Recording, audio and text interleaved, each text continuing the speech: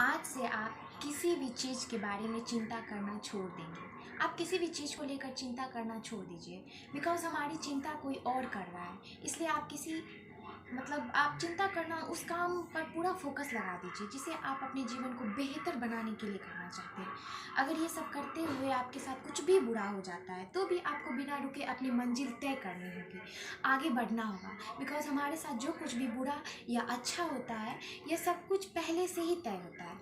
इसलिए इस बारे में चिंता करके आप अपना समय बर्बाद करेंगे और कुछ नहीं। भलाई हमारी इसी में है कि हमें बिना परेशान हुए अपने बहुमूल्य काम को तय सीमा पर पूरा कर लेना चाहिए। और भगवान हमारे बारे में सब कुछ पहले से ही तय करके रखा है, बस हमें चिंता छोड़ लगातार प्रयास करते रहना चाहिए। अंत में हमें जो मिलना है वो मिल जाएगा। इस कहानी के माध्यम से आप ऊपर वाली की मर्जी को समझे। दो लड़के एक आश्रम में काम करते थे। वे दोनों अपने गुरु की दिन रात सेवा करते। उन दोनों लड़कों में से एक लड़के की बहन की शादी तय हो गई थी। वह अपने बहन की शादी की तैयारी बहुत ही धूमधाम से करना चाहता था, बस उसके पास पैसे नहीं थे। उनकी स्थिति उनके गुरु बहुत अच्छे से जानते थे, पर वो भी उनकी मदद नहीं किए। सिवाय जब दोनों लड़के गांव जाने के लिए तैयार हुए तो गुरु ने उस लड़के को 5 गुना दिए। जिसकी बहन की शादी थी, गांव जाते समय 5 अनार पाकर लड़का बहुत दुखी था। उसे तो पैसे की ज़रूरत थी, वह अनार क्या करेगा। उसे अपने गुरु पर बहुत गुस्सा आ रहा था।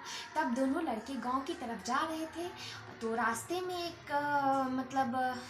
सैनिक एक इस बात की घोषणा कर रहे थे कि क्या किसी के पास अनार है, राजा को इसकी बहुत ज़रूरत है। हमने बहुत प्रयास किया पर हमें इस क्षेत्र में कहीं भी अनार नहीं मिला।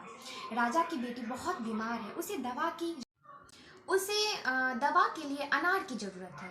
दोनों लड़कों ने सोचा हमें अनार की कोई ज़रूरत नहीं है, ये अनार हमें राजा को दे देंगे और उनकी बेटी का अच्छे से इलाज हो जाएगा।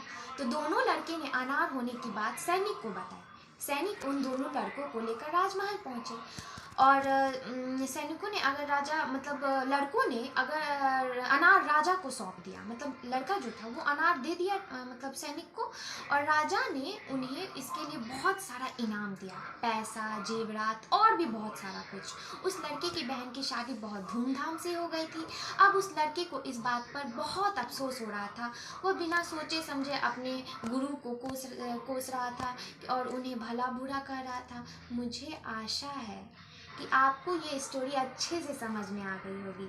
हमें कभी चिंता नहीं करनी चाहिए, हमारी चिंता कोई और कर रहा है।